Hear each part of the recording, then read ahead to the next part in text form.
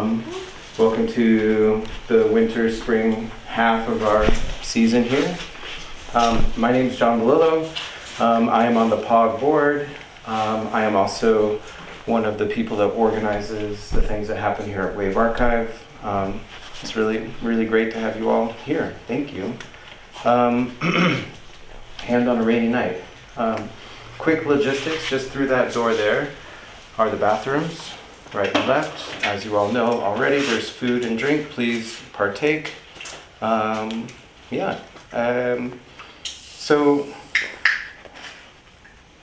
a few things to just talk about before we begin here. This is the 30th anniversary. You can see on this little poster here, which itself is pretty old, established 1996. The 30th anniversary year of POG, and now truly that because it's 2026 to 1996. POG's been going for 30 years, been bringing in experimental, out, whatever the word is, poets. Since that time, been sort of connecting poetry scenes throughout the US with Tucson poets and local poets. And so it's really exciting that we're still kicking, and we want to continue to keep kicking. And so I ask you all two things. One is consider donating, which you already have, I hope, at the door. If you'd like to contribute more to help bring in poets, please consider going online or even using the links here to do some more contributing through PayPal. And we also, of course, receive support.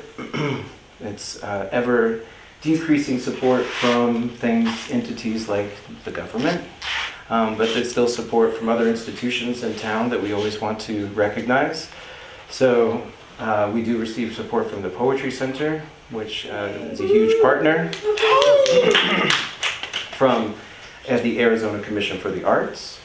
And they're one of the groups, they're sort of sub-funded, so like they get their money from the federal government and then they distribute it to Arizona. So it all is shrinking. So think about that as we continue to try to build community around poetry.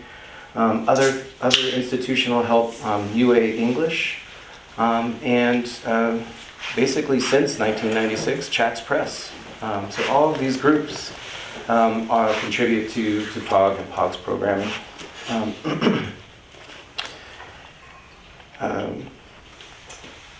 Really excited to have you all here for Paola Valenzuela and Gabriel Palacios. Thank you. Excited. Before we get to the readers, who are each going to introduce each other, which is wonderful. Thank you. A couple other things to maybe put on your calendars. The next POG reading is going to be February 20th, or February 21st, Saturday, February 21st, with Ron Silliman and our own Rocco Foltz. Yeah. Next thing happening at Wave Archive is next week. The band Okapi from North Carolina is going to be playing with Vicki Brown, amazing local violinist and lupist, if that's a word, lupist. And Alex Oliviero, who's a guitarist in town. Excuse my voice. A couple of other things that are not Wave Archive or POG, but that should be on your radars. There's a new exhibit at the UAMA and at Etherton Gallery of the artist Bailey Dugan's work, a close friend and collaborator with POG board members. I highly recommend that you all check out that work, which is again on campus and at Etherton. And then a close friend of POG and Wave Archive, Logan Phillips, sitting in the back there, has his book launch. Amazing book launch, Reckon. I think I saw you with it in your hand. It's a physical object. It's out in the world. Look, it's in motion. That is happening on February 15th, just right next door at 191. So please have your calendars marked. Come to all these things. Whew. All right. Every POG board member, would you mind raising your hand? We are in charge of this space. We are the ones who help make this space safe and happy for you. Please talk to any of us If that's not the case, if there's some question that you have, we are here. The last thing I wanted to do before we get to why we're actually all here is just have us meditate and think about history for a second. But unfortunately, history is sort of right now, and it's horrifying. What's happening in Minneapolis and what's happened even just this morning. It's hard, of course, to put into words, and I just want us all to think about that in relationship to this long history, this long experiment that is U.S. Americanness. To maybe help us do that. Maybe this feels sideways, but I don't think totally in this space. I wanted to read from Frank O'Hara's Meditations in an Emergency. This is Frank O'Hara's, what do you call it, 100th year. He was born in 1926, and this is a very famous poem and collection of poems. So if you don't mind, Frank O'Hara's Meditations in an Emergency. Am I to become profligate as if I were a blonde, or religious as if I were French? Each time my heart is broken, it makes me feel more adventurous, and how the same names keep recurring on the interminable list. But one of these days there will be nothing left with which to venture forth. Why should I share you? Why don't you get rid of someone else for a change? I am the least difficult of men. All I want is boundless love. Even trees understand me. Good heavens, I lie under them too, don't I? I'm just like a pile of leaves. However, I've never clogged myself with the praises of pastoral life, nor with the nostalgia for an innocent past of perverted acts and pastures. No, one need never leave the confines of New York to get all the greenery one wishes. I can't even enjoy a blade of grass unless I know there's a subway handy, or a record store, or some other sign that people do not totally regret life. It is more important to affirm the least sincere. The clouds get enough attention as it is, and even they continue to pass. Do they know what they're missing? Uh-huh. My eyes are vague blue, like the sky, and change all the time. They are indiscriminate but fleeting, entirely specific and disloyal, so that no one trusts me. I'm always looking away, or again at something after it has given me up. It makes me restless, and that makes me unhappy. But I cannot keep them still. If only I had gray, green, black, brown, yellow eyes, I would stay at home and do something. It's not that I'm curious. On the contrary, I'm bored, but it's my duty to be attentive. I am needed by things as the sky must be above the earth. And lately, so great has their anxiety become, I can spare myself little sleep. Now there is only one man I love to kiss when he is unshaven. Heterosexuality, you are inexorably approaching. How discourage her? Saint Serapion, I wrap myself in the robes of your whiteness, which is like midnight in Dostoevsky. How am I to become a legend, my dear? I've tried love, but that hides you in the bosom of another, and I am always springing forth from it like the lotus, the ecstasy of always bursting forth. But one must not be distracted by it, or like a hyacinth, to keep the filth of life away. Yes, there, even in the heart, where the filth is pumped in and the slanders and pollutes and determines. I will my will, though I may become famous for a mysterious vacancy in the department, that greenhouse. Destroy yourself if you don't know. It is easy to be beautiful. It is difficult to appear so. I admire you, beloved, for the trap you've set. It's like a final chapter no one reads because the plot is over. Fanny Brown has run away, scampered off with a cornet of horse. I do love that little minx, and hope she may be happy, though she has vexed me by this exploit a little too. Dash, poor silly Chichina, or FB, as we used to call her. I wish she had a good whipping and 10,000 pounds. Mrs. Thrale. I've got to get out of here. I choose a piece of shawl in my dirtiest suntans. I'll be back. I'll re-emerge, defeated from the valley. You don't want me to go where you go, so I go where you don't want me to. It's only afternoon. There's a lot ahead. There won't be any mail downstairs. Turning, I spit in the lock, and the knob turns. Thanks, you all. All right, thanks for coming out, everybody. It's my pleasure to introduce Paola Valenzuela. Some things to know is that you have to hear her perform. You have to read the poems. She's from the axis of Douglas and Agua Prieta, and is events coordinator at the Poetry Center and also judging this year's haiku hike. So give it up. Hello everyone. Thanks for being here. I know it's like rainy, and I know in Tucson if it rains we're like afraid to go outside. So you're all very brave for being here despite the fact that it's sprinkling outside. I'll be reading from some like newish poems, but also from my chapbook, which came out, can't believe it, it's like November 2020. It was like a lifetime ago, and I was like freshly 21, and it's like, whoa, lots has happened since I was 21. I'm almost gonna be 27. I was thinking about what I wanted to read tonight, and I try to pull tarot cards like each like astrological season. And I was talking to my friend earlier, Arya. She's in there. Shout out Arya. We were at work chit-chatting.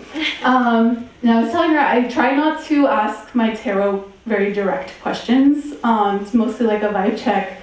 But this time I was like pulling cards, and I was like, oh, I just really want some hope right now. And then I got a lot of cards, but I got death, and I was like, oh, okay. And then I got the star, and so it felt to me like my cards were telling me that I actually needed to pause and mourn, and I think that's kind of a moment that we're all maybe in. So I try to pick mourning poems for y'all. Sorry, but that's what the tarot wanted, so that's what I'm gonna give you.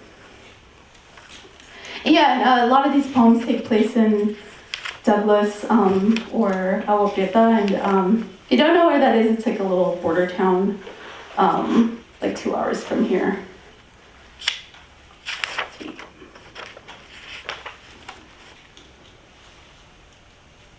Cruising down G Avenue for the last time, leaving Kiara's house after midnight. My parents didn't care about curfews anymore. Maybe they just understood.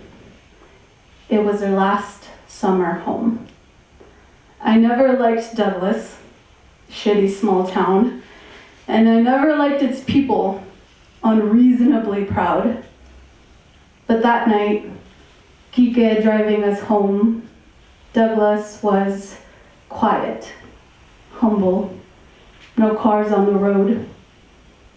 In my memories, it's cold, and the Christmas lights are on. Maybe someone forgot to turn them off. Maybe I'm remembering wrong, memories seeping into one another. Or maybe the city wanted to put on a show, knowing it was the last night we would belong to her. Douglas was quiet. Now I know. She was beginning to mourn.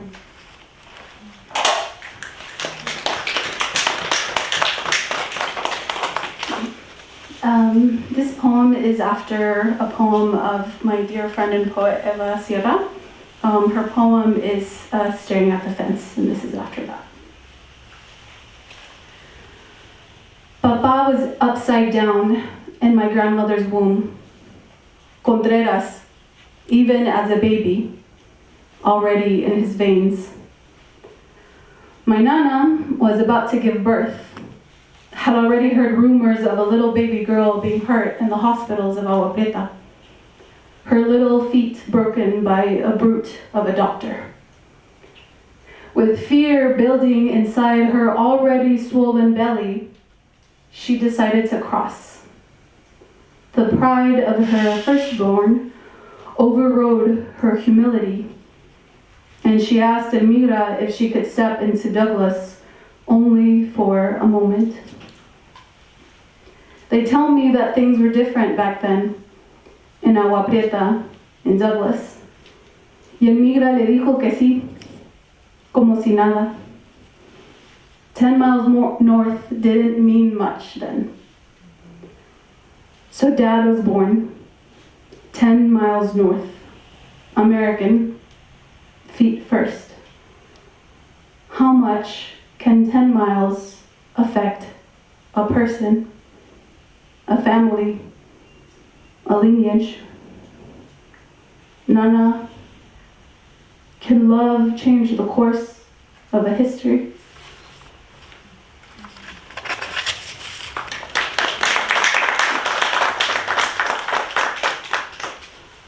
The Jacinto girls are just like their grandmother, Doña Tere. In her youth, long brown locks fell from her head and onto the floor, still not paved. The Jacinto girls have stout, meaty legs. The men of the house are short, so they grew up feeling tall and always used to getting their way. The young men of Agua Prieta often think the Jacinto girls spoiled. When they visit Doña Tere, they will try to change the ways of the girls, but the ghosts of the house have already crowned them. And the people of Agua Prieta enamored with the young women's manners. In fact, it is often said a Jacinto girl can turn a horrible man great and a great man exceptional. No man wants to fall for a Jacinto girl, but they are desperate for the kind of respect that only a Jacinto girl can get. Tata Chicago died before the birth of any of the girls, but it is said that the Jacinto girls are too just like their grandfather. He who could fight 5 men at once and is known by every bartender in Agua Prieta. The men of Agua Prieta often aspire to his greatness, but the Jacinto girls try to contain their temper, lest they give into violence.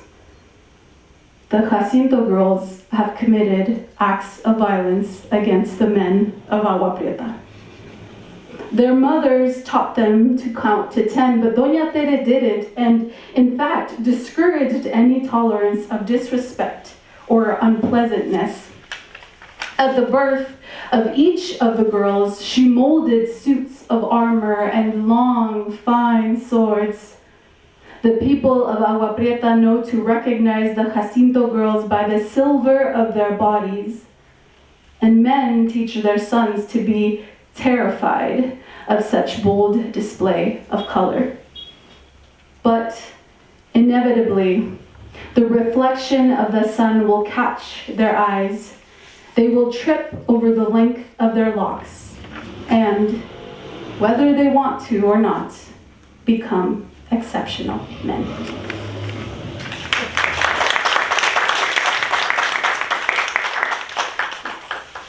Sorry, I have like my list on my phone, and then I have the actual so many papers.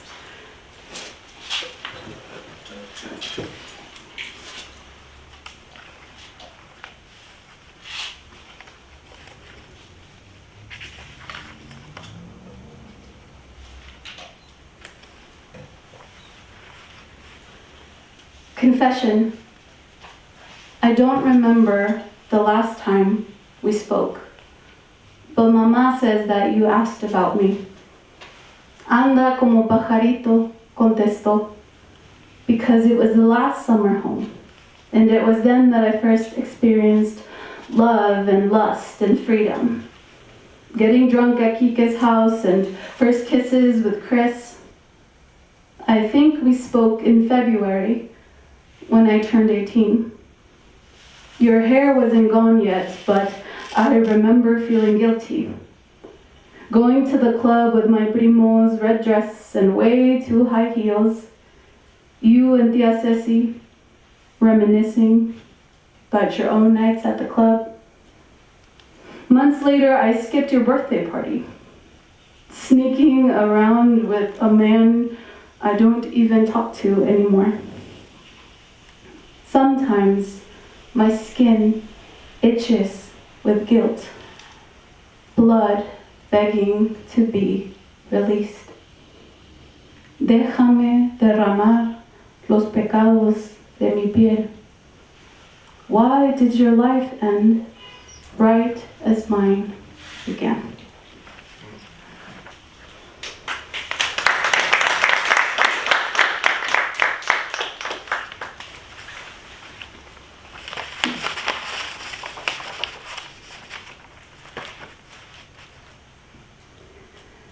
Every summer, on our family vacations, my mom and tias made my primas and I drink from the ocean so that our bellies, fat and soft, could learn since infancy the sting of the water, the bitterness of motherhood.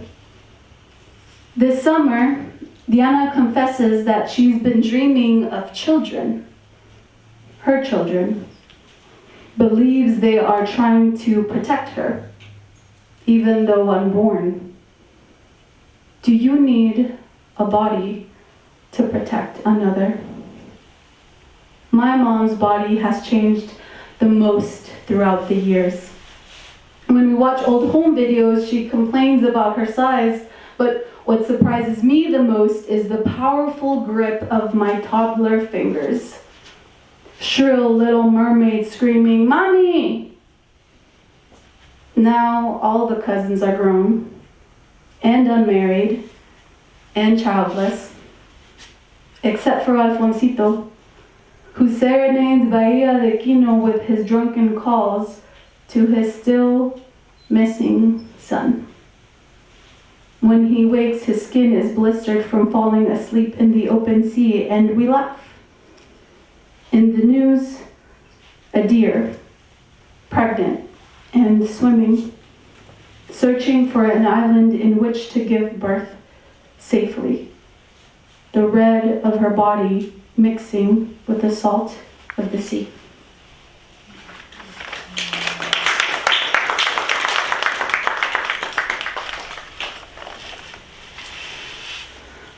Liposuction. Mama says she did regret the surgery, but only for one moment. After the first night, when she lay sticky against the sheets. The tiny holes through which they sucked the fat were bleeding, pores pulsing with pain. I want to tell her about the first night I hurt myself. The paradoxical pleasure, the endorphins of self-harm. Mama, under patriarchy, can violence to the body be an act of survival?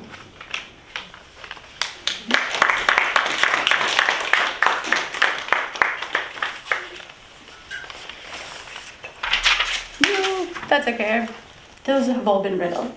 Got them in a little bit. Thank you, though. They're gone. They don't want to be read. I'll do two more for y'all. When the tumor exploded, my mom, the nurse, vomited. You stepped into the pool of blood and left little red paw prints. Almost adorable. I wept as my sister handmade you bandages. I rinsed them off and counted the different shades of red, orange and black all at once, texture like honey. You survived 3 more days, slept over Juanito's Super Mario blanket, the smell of animal and disease always present. I asked you if love was always like this, so rooted in the body, and you sighed a quiet sigh. Together we waited for the blood to turn brown. Dad dug into the fresh dirt, and the crows stood still as we lowered you into the earth.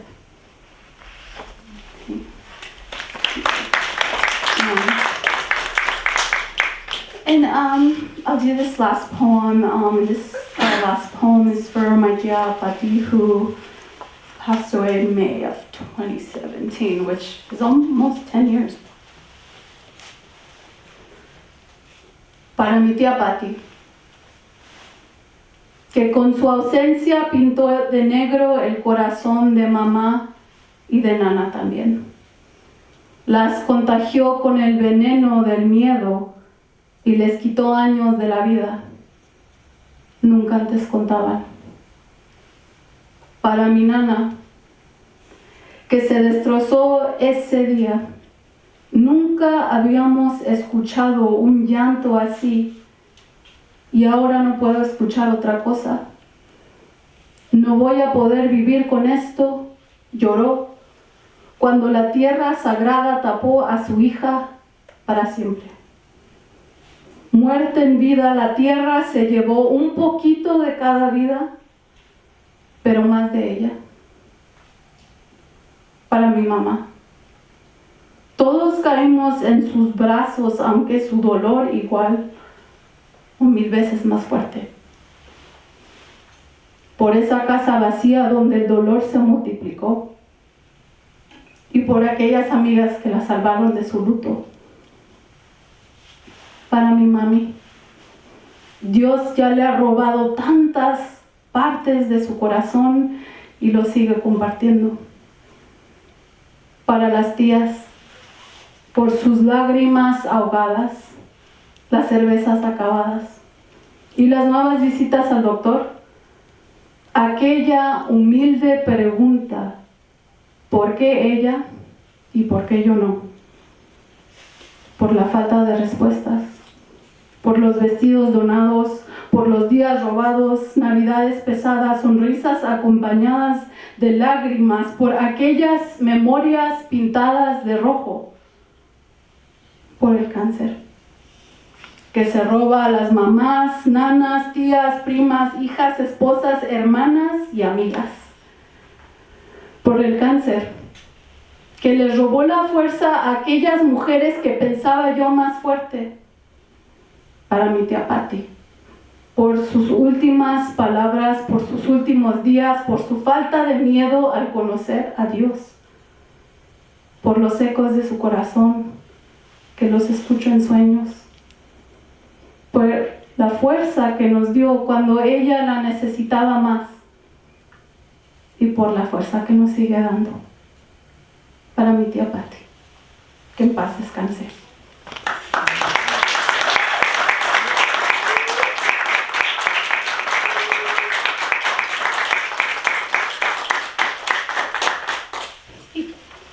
Thanks, everyone. I'm really honored that I get to read next to Gabe. I haven't known Gabe for that long, but we've been in like some workshops together. I've had the pleasure of hearing him read live, and I'm really excited that y'all get to hear him read live as well.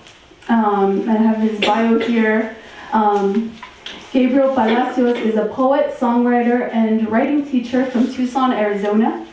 He received his MFA in creative writing in 2019 at the University of Arizona. His debut collection, a 10-peso bureau for which truth I sign, is published by Phonograph Editions. I have a copy somewhere, I'll show it to you guys. This work refigures meditated representations of the West and translated language from the documentary record of death, crime, and conquest in the Spanish Primeria Alta. His poems have appeared in the Brooklyn Rail, New Sinus Annulet, a journal of poetics, Denver Quarterly, The Volta, Typo Magazine, and other literary journals. And I'm so excited that you get to hear him. It's cute. Hi, I'm going to set something up really quickly right here. Do a little bit of an equipment setup. Just wait a second.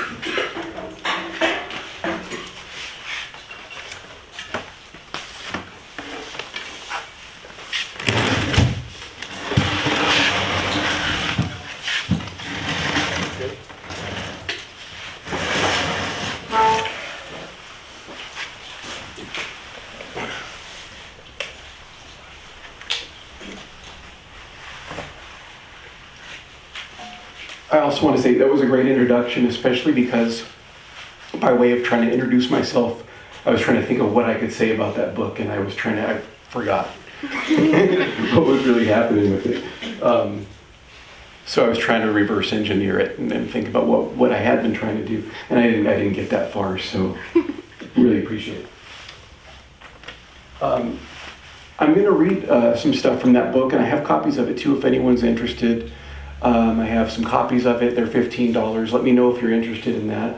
I'm trying to read some things from it that I haven't read in a long time, that I haven't looked at in a long time, and maybe that I haven't read at the last POG reading, if I'm remembering correctly, too. So thanks again for having me, everyone. This equipment up here, there's a little bit of a reason for it. A lot of the work that I'm doing right now, I'm thinking of it as sound poetry. And when I was trying to think about what I was doing in that book, you might tell that like I'm interested in history in certain ways, and I'm interested in this place in certain ways. But I think what I was most interested in is the way that the story gets distorted and the layers of loss when we try to retell it.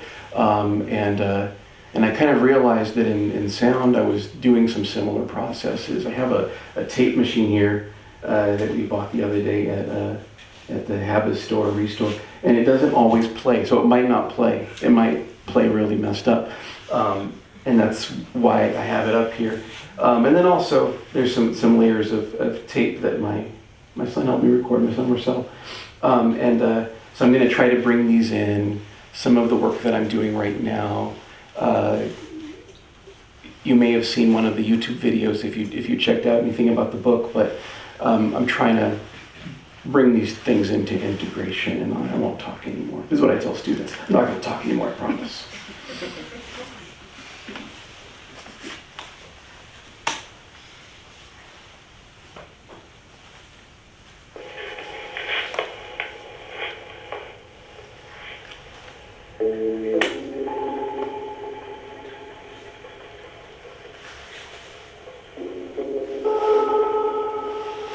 The Spanish Trail Motel.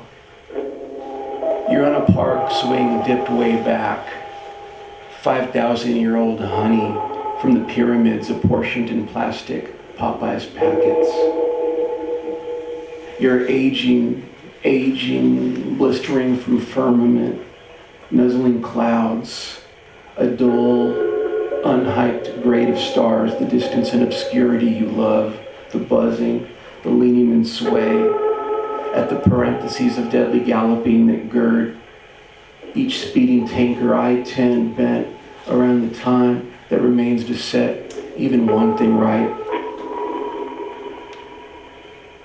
Small amount of bleeding, some vestigial tail in between 25th and 26th streets, shy to snap its tendril tooth. An uncolored digit transported in ice.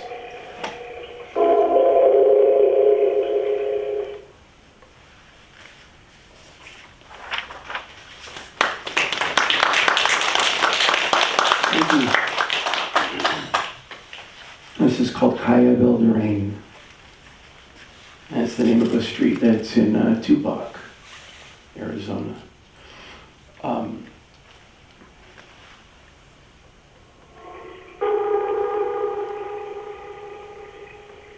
The commander of an outpost, flesh ghost of folk memory, sucked into his own wind-scattered footprint by the orphan's porous fist of earth. A primered Monte Carlo up on blocks. Some kind of fish taco trailer changing hands. And the primordial mica-painted milk and bloodless neon arrow blur my model interstate nocturne.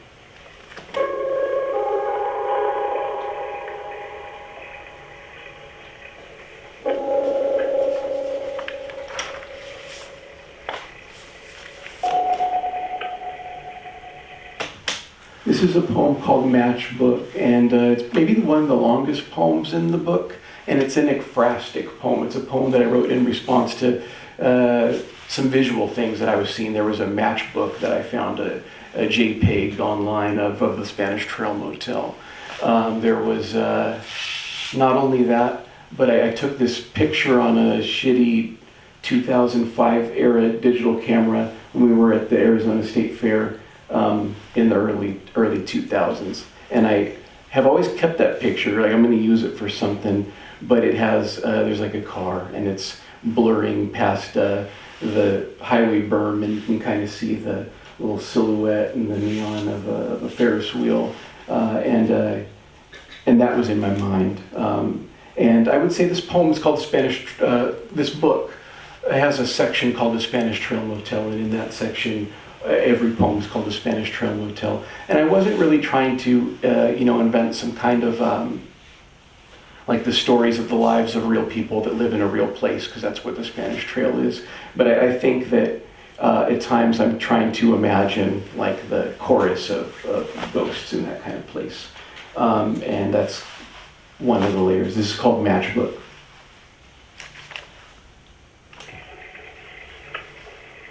As night flew low, I got it in my mind to give my plea into the radio grafted in the headboard. You were out mid-sentence for the night. It didn't seem like I should wake you. Brow and jaw untorquing, coming sweetly disenlaced from what is now a lush reverb around the outgrowth of whatever life I'm off the hook to explain. You go dreaming of those spike strips that pull across the freeway to slow robbers or pharisaical liars, such was the case, and as in the rough game one foists upon the baby, aghast but lacking words, I am lurched toward lecherous flames in a strange maxima, like every other black bleached gray by exposure to the sun. To my treeless, unincorporated life within your green, dewy one, translating for myself a narrow and machine-like cursive on a matchbook by the flashes of a Ferris wheel rising up over the berm, encircling the county fair, numbers underneath a name, beneath an embossed banner, yellow this side, black on that, rippled over 3 gold conquistador lances.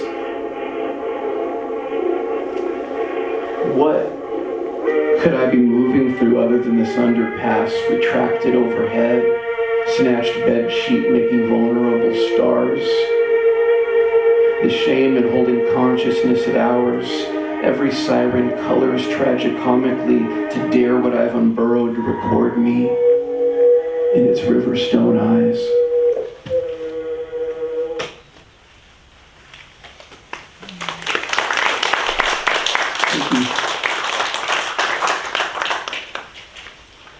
This is a poem that a friend and I collaborated on making a poem film for.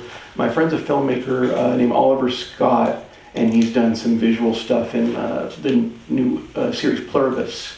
And he put together some awesome visuals thinking about the poem that I made, and I was really honored that he did that. And this is one of those poems. I have a YouTube kind of secret archive of a couple of the things that we made that I'm working on. And it's Spanish Trail Motel on YouTube if you want to check it out, anybody. And also, I'm going to talk a little bit about, I have a project coming out called Lunar Hilton Elegy. It's another book that's coming out at the end of this year. And thank you. I'm really excited about it. It's this last book is interested in stories of the past and all that kind of stuff, and this next one I think of it as a book interested in like discarded futures to some extent. I could say a few more words about it, but I'll get to it in just a second, but I wanted to say that my publisher asked, do you have an email list for when we start to get the book ready? And I don't have an email list or anything like that. And the more I thought about it, since they told me that around Christmas, I was like, I don't know if I'm capable of putting that kind of thing together. So if you guys can remember, my email is SpanishTrailMotel@gmail.com. And you could send me an email. It doesn't have to say anything. It could have no subject or a body to the email at all. But I'll let you know when I have more information about the book and some other things I have going on.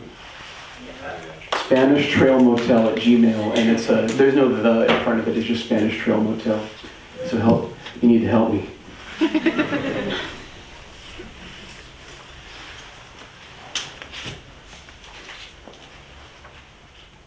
Every poetry reading is a cry for help of some kind.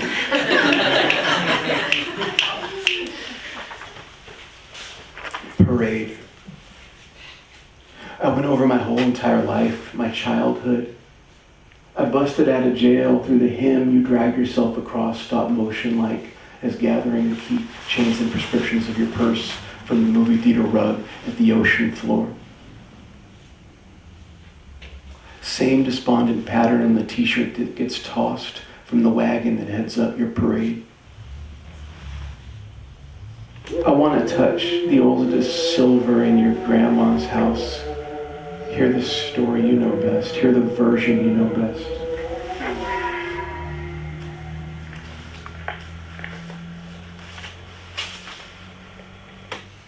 Okay, so I wanted to read some things that I never read in the book.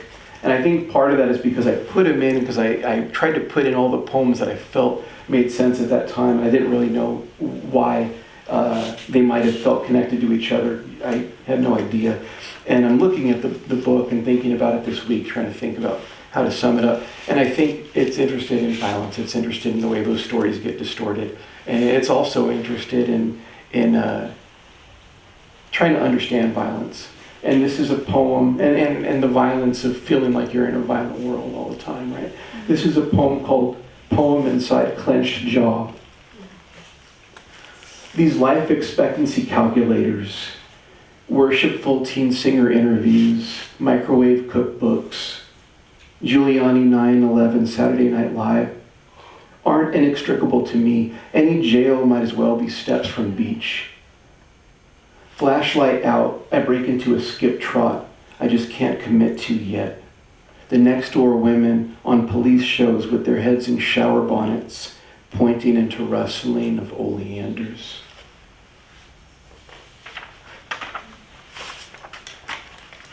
And this is called Choose One. I was made to be assassinated younger, counting money in a parking space live streamed at damaged hip-hop desk cops in the break room of an office occupying a trailer shoved against the border of an impound yard. Like anaphylaxis, additional warnings did ensue. In a rented Mazda sliding off its map toward an airport, mattress in the dead embrace of mammoth ribs arching up from chip bags of a riverbank, a clothing article made naked in eroded afterlife. Let's find the recruiter after service. I heard he's given souvenir wings away for locking eyes with strangled, scruffy guys whose medicine you can't keep buying.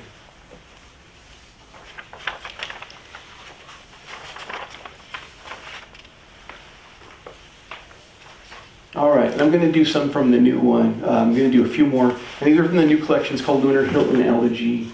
And the book's coming out in December of this year. And it's going to come out on Cool House edition, Cool House Poets on University of Iowa Press. But send me an email and I can let everybody know when I figure it out. All right, and also want to thank my son Marcel. He helped me record, he recorded guitar for some instrumental stuff I'm going to play to accompany these new poems that I have.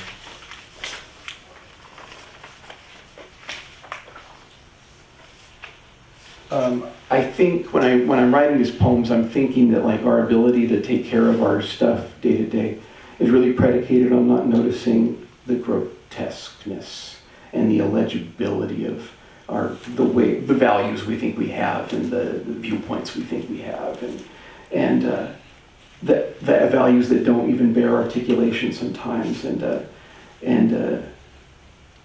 I'm trying to call all those grotesque things by their names, even if it's making up a new name for it, I think, in these poems. That's what I was trying to do. This is a poem called In Spielberg's Freshly Planted Tracts of Blue Photonic Mist.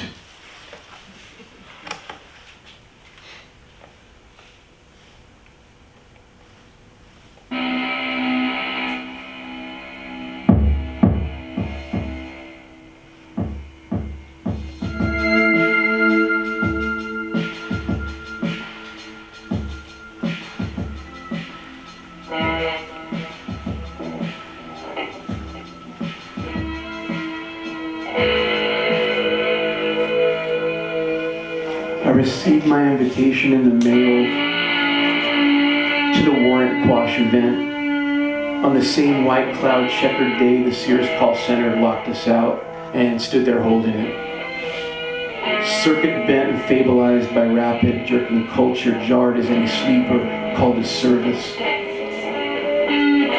Those CDs with the free trial of America online, left in crates around the switch yards, ate my neighbors up. What about you?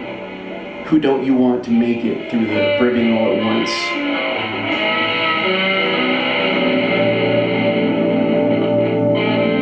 They slammed the gates behind us like the love we'd been too burnt to feel at the Warrant Quash event.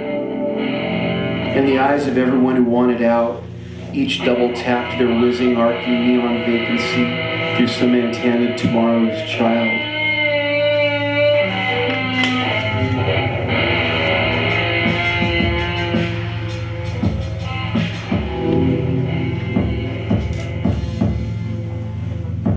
This is golden great.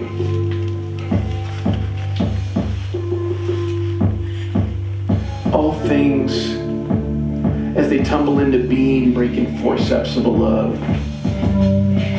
The timbres of our suffering, what's transmitted, Winstat laughing, split new tones. The radio I borrowed from a house whose master wrought son found shellacks the spray-painted body I am miming from, and mockingly, incongruously gold, antique electro on the shore. The cranes and excavators whistle like two jet planes coming close to kiss the unstaffed seasons. The reaching seafoam green hand from its weekend coins and snow.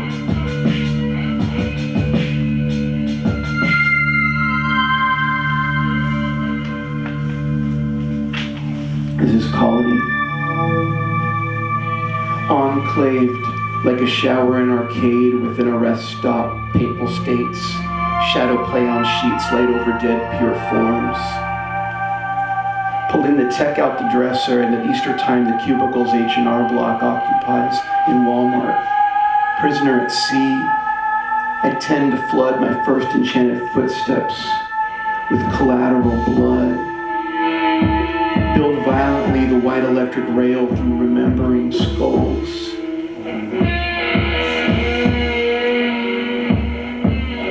Whose war now to vibrate any further out, young star?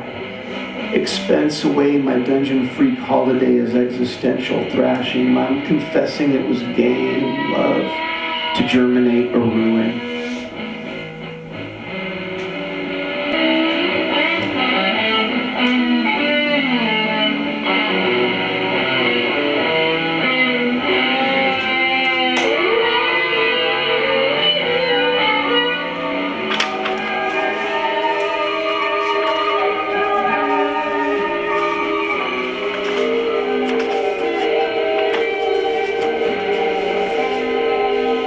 This is called You Can Make a Postcard Out of Anything.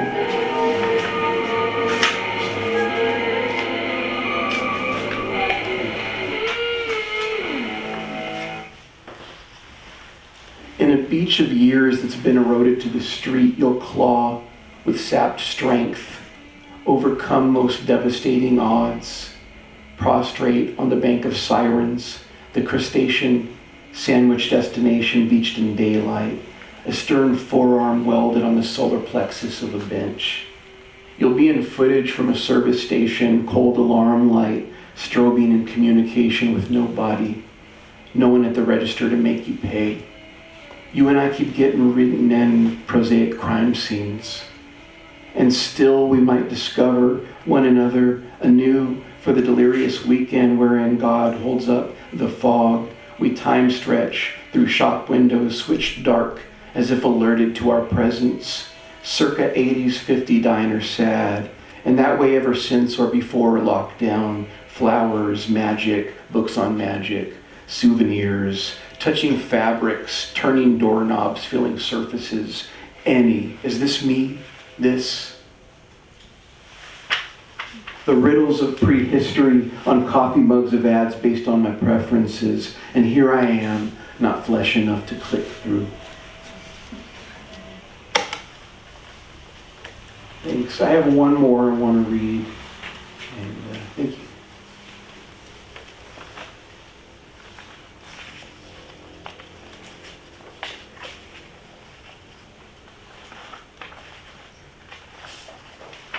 These are two. This one's called Brand New Bed.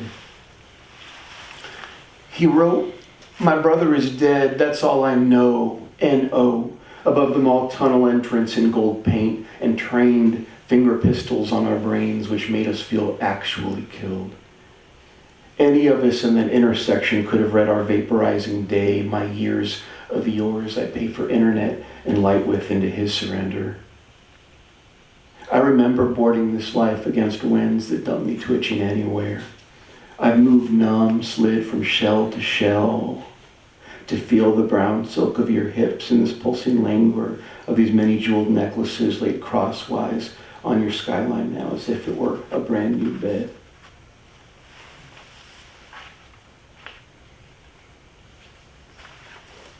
Okay, this is a poem I was talking about, naming the grotesqueness and naming the violence that we see, which might not be the violence that's really out there in the world. And I was thinking about hanging out in the backyard with my friend the other day, or months ago, and he was talking about an interaction at QT that he had, where someone asked him for the bandana he was wearing around his neck, my friend Jesse. And it inspired me, and then I made this poem. It's called Are You Ready? A dude styled in Travel Plaza souvenir and lady draped in fiberglass are on each other's nerves in line from poor proximity and summer blackout friction. The dialogue so canned seeming like text to train a decoy. You wish that you could help, albeit psychically, inside. Don't make me say it, that you think what happens in your brain counts. Look, your life's all right. You have tequila and you haven't had to drink it. You are the patient in a hospital that's going out for business. We people vapor poems, green screen. The line we're holding tastes just like a tongue depressor voguing in its paper sleeve. Sunday, Monday, Tuesday, Wednesday, Thursday, Friday, Saturday love. Leather pants dance flagging from a wire. She says, "Give me your bandana, boss, so I can cover up these scabs."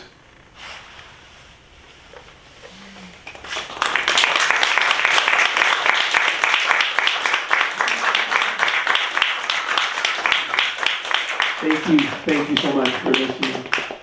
Hi. We put a lot of attention on this 30th year of POG since 1996, and I look around the room, and I think there's quite a few people who probably didn't exist in 1996, and that's great. And I think one of the things, I'm one of the 3 people who were part of the beginning and part of the founding of that, and those 3 of us, we're not going to be here next year and continuing with this, although we'll still be here in the audience, we'll still be a part of this. And one of the wonderful things is we're going to be doing a lot of remembering this year where this organization came from and what we've done. But I hope we're doing also something of what has just moved me tonight, which is, this is more about the future. This is more what you guys will do, and I'm including the audience in that, than what those of us who started this organization could ever do now. And I just think that's, well, I have another hat at home that says, as John Lewis said, good trouble. And I think you guys are making good trouble. And I want to celebrate it, and I love it. POG also has a habit of, and sometimes we don't always tell the poets this, but making a space for any questions that people have for the presenters tonight. So, if Gabe and Paola want to come back up here, and if you have any questions, that's great. And even if it's just one question or 2 questions, that's fine. Sometimes that's what it is. But please. I have a question. What's that machine you have there? There's two tape machines. This is like a little 4-track recorder, 4-track cassette recorder. And if you were hearing anything that was clean and kind of sounded legible, it was from this. And this is a little dictation machine, you know, someone would have had on their desk, and it's very broken down. And when half the time it makes a cool noise, but it doesn't play anything. So we got really lucky. You got really lucky. That was this one. It's a Panasonic. I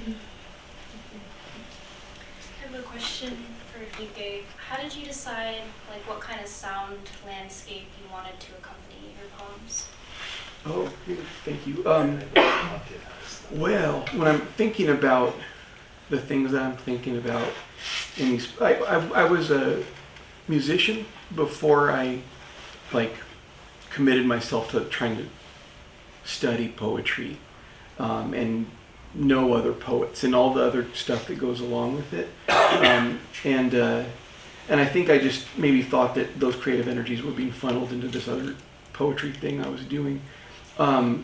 But I think at some point, you know, I get older and I don't care, and I just think like this is the thing that I do. What Leonard Cohen does for a job, you know, what he does, like that's the job I always wanted to have. No one's gonna hire me to do it. So I'm trying to incorporate the music when I think about the sounds, and that maybe this might be a thing that shifts at some point, but when I think about the music that I love and how I would express it, this might have to do just with when I came into consciousness and started noticing things and listening deeply. But I'm like in a perpetual 1989, 1990-ness, so I'm thinking about like Bobby Brown and Rhythm Nation, Janet Jackson, and Prince. And so the synthesizer texture it comes a lot from there. And other than that, I like just making a swampy, you know, mess of the synths and guitars too, which my son helped me with too. That's kind of where those textures come from. It made me think of Laurie Anderson, you know, when she did America, you know, Superman, oh mom and dad, beep, beep, beep, beep. You know, there's a whole soundtrack, and it was a visual and sound, and her reading performances. If you've never heard that stuff, it's in the archive somewhere. And what you're doing is so similar because it's multidimensional, you know, kind of like light. Yeah. I appreciate that. Thank you. It seems like the relationship between both your sets of poems are about history and about sort of telling stories around history. Paola, it felt sort of more personal family histories, and Gabe, yours felt sort of more about environmental or sort of material histories, political histories, and I was wondering if you could both talk about like that relationship between the personal and the political, the self and the other through your poetry. Yeah, I mean, I think I started writing poetry when I was like a teenager, and I think when you're a teenager, all you know is like the internal. And as I got older, I went to school, I started learning more. I think it's become easier to contextualize like my personal histories and the bigger picture stuff that is happening. And I think the cool thing about poetry is that you can make history what you want it to be, especially with the personal histories. I think sometimes, especially when I was younger, I made the mistake of always trying to be honest about what I was writing. Not that I'm lying, but viewing my personal histories as kind of like the start to then writing things, like especially like characters in my poems are based on real people, but then I'm like, oh, I can actually take this and then move it in the direction that it works better for the poem.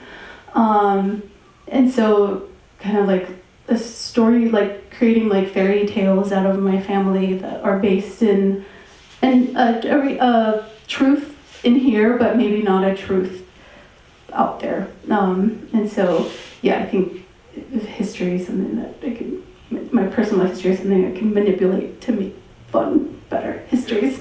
Yeah.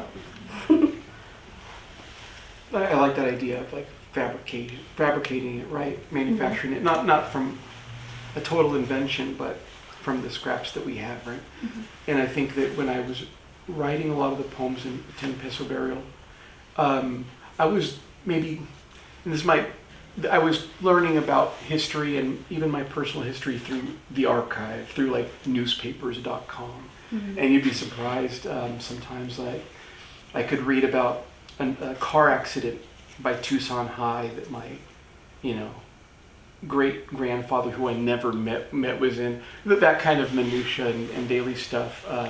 I was trying to make that one of the textures to collage in.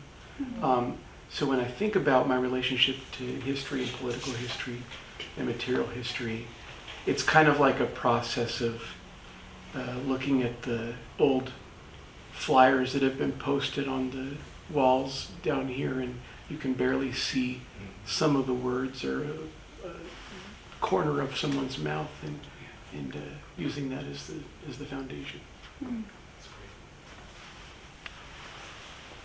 You, both of you, using history, you're remembering. But Gabe, in your book, you use that term, at least in one poem, of misremembering. And I love that, because you remember is to put things together again. But maybe misremember is to put things together again, but not quite as they ever were before. It seems more necessary right now. We don't want whatever in the past created what we have today. We need something else. And I just want to applaud that. I don't know if that's a question, but if you want to talk about misremembering, I'd love to hear it. Yeah, and I'm thinking of the value of misremembering, and I know it's something that we do, and I'm thinking of there is value to it, right? To be able to bear it for sure, right? Yeah, it's really interesting.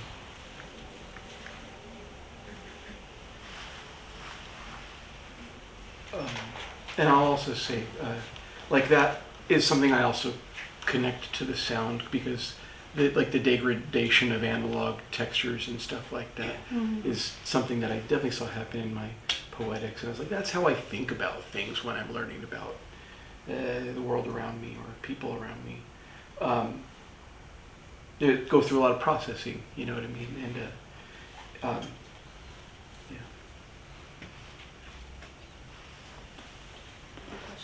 Yeah. Yeah. I don't know if we, Yeah. Yeah, this question is for Paola, but it could also be, I'd be interested to hear like both of your thoughts. Paola, I remember you talking about how, like, that image of the pregnant deer swimming, like you had like encountered it, and I remember you talking about like, oh my gosh, like I can't stop thinking about it, like I need to like put it in a poem, like you were feeling that compulsion. And then it was just really cool to hear you read the full poem, and it was like that image of the deer was like, at least upon hearing the poem, just like so seamlessly woven into all of this like surrounding history and images and like relationships. And I guess like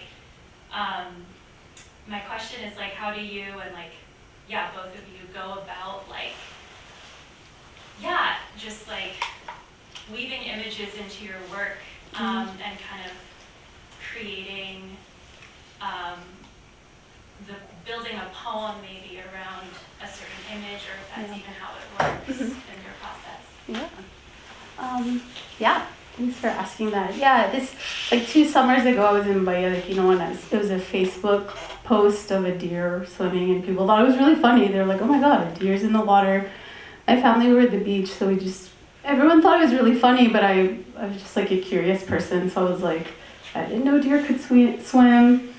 And I was Googling it, and it's the poem's called Tiburon Island Mule Deer, just a specific, I don't know if it's like just like reading, like going through like Google searches late at night, like mule deer, what is a mule deer, what's going on with this deer. And yeah, I read that deer will sometimes, when they're pregnant, feel unsafe and will like go and search. And Tiburon Island is an island that's kind of like from Bahia de Pino, you can kind of see it in the distance. It's an island that is primarily populated by indigenous people there. Mostly just folks don't visit. It's an island that's kind of safe. And so it was kind of nice to think about this island in the distance that I've always seen as like a safe place for a deer.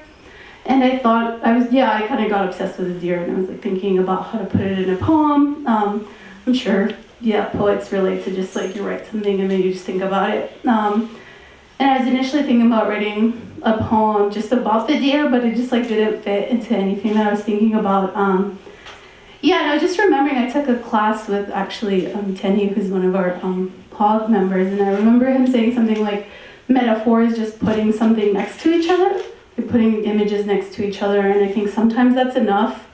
Like even though sometimes I don't understand the connection myself, I think when I put things next to each other like collage, then it gives me an understanding. So I wasn't really sure why these images were popping up with these other images. So I just tried, because I was like trying to weave it into the story of like how I even came upon this deer, but the word Facebook is like not poetic, right? So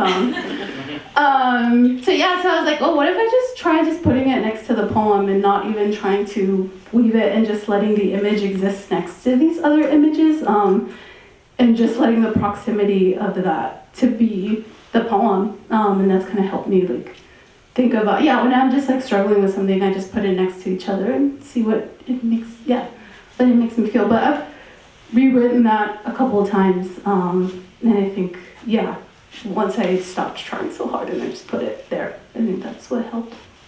Yeah. It's a good question. It's kind of, I would say it's more of a practice than really a genre of music, plunderphonics, which is like meaning that you sample stuff. That you're taking a recording and you're altering it and making something new out of it. And I think about plunderphonics and stealing is absolutely like my process, whether it's often like something overheard or language that's real and not your own, that feels alive because of the alienness of it or whatever. Or also like I'm not big on footnotes and things like that in citation, but a line from like a Mobb Deep song or something like that has a different life because it's been in my head for 20 years or something like that. Like that stuff I want to slip into the song as like a Robert Johnson, like a couplet from a blues song like too. Because I feel like that's as authentically me and me at the root as anything that I'm inventing or an idea that I'm going to try to express and make people convinced of or something like that. So to me, the image includes like the impression of language that's made on you and that you can steal and turn into something like Hannibal Lecter or whatever.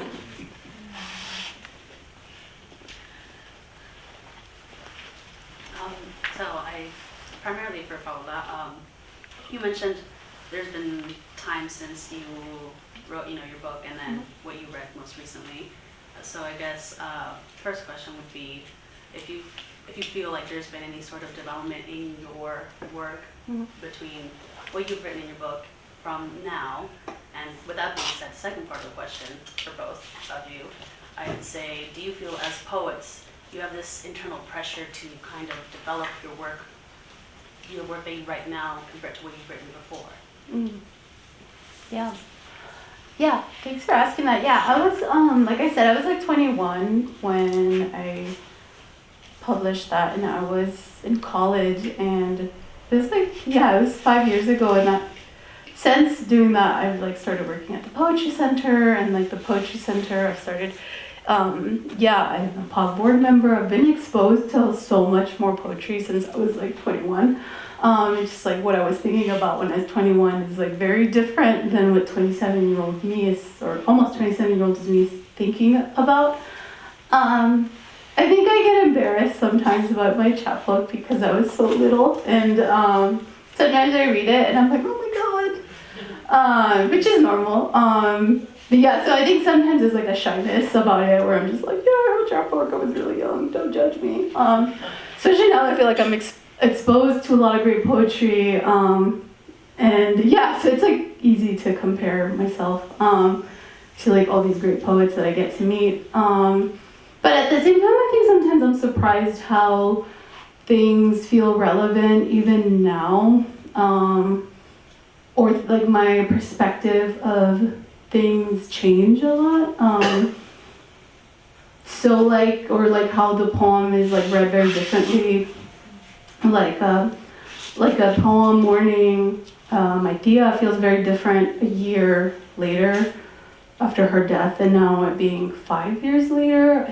Like when I first read that poem, I would cry all the time because it was like, she was like really fresh, and life-changing when it happened, and now it's like, oh wow, the time has passed, and the Morning is very different.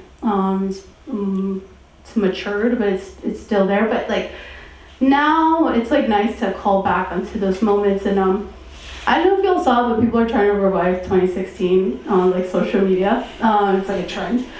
So I've been thinking about like 17-year-old me and what she was going through, and I think things I think about when I think about her, I think about how brave she was, and how brave it was of me to like, even though I didn't know anything about poetry, to still want to read poetry. And so it's nice to read from the chapbook because I'm calling onto like a very brave person, and I'm not, especially with how much, since 2016 is like the first time that I was 17, so it was the first time I was like paying attention to politics, and that's like the worst time for a young woman to like start paying attention to stuff. It was like really disheartening, and like since then I think I've become more like jaded and less hopeful, and so it's nice to call back into that person. But yeah, the pressure to kind of like have a different style is there, but I think it's natural. I think before, especially because grew up in slam, my poetry was louder, and I think I was a louder, bolder person, and now I think I'm more quiet, and my poems are often like sadder and a bummer and like quieter, maybe more reflective. But I think that's just like a natural progression of being a little bit older. But yeah, so I feel the pressure, but I think mostly the changes come naturally. Yeah. That's a good question. I think that I'm a sucker for unfinished stuff and things that aren't presented in the most refined form. There's a Frank Stanford book of like his unpublished writings and unfinished writings, and to me that's like the most alive, and so I'm always chasing that, like trying to lose the proficiency and not know what's happening, and I would say if there's been a change like in how I do this stuff, writing poems over the years, I was always trying to get it all in when I was, more of an amateur than I am now. I was trying to get it all in, but I kind of like that messiness and multifariousness. Looking back now, I can understand that there's something fun about it. But I think what's changed is that now I still like to not know where I'm going or know what I'm doing, but I like to make sparer slashes, I guess, and and maybe hustle backwards, do it the other way. But I'm a sucker for the unfinished and for the raw, and like, if you're listening to Suicide or reading how about a poem that you discovered in a book in its final form, and then you find the journal, the version published 10 years before in Paris Review or something, and it's unfinished, and you can tell that it's unfinished. You didn't know where it was going. Like, that's something to capture. I always love discovering that kind of stuff. So how can I stay in a state of knowing that it's wrong and it needs to be fixed, but it's not fixed. To me, that's real live art. And that's life too. Paola and Gabe, thank you so much. Thank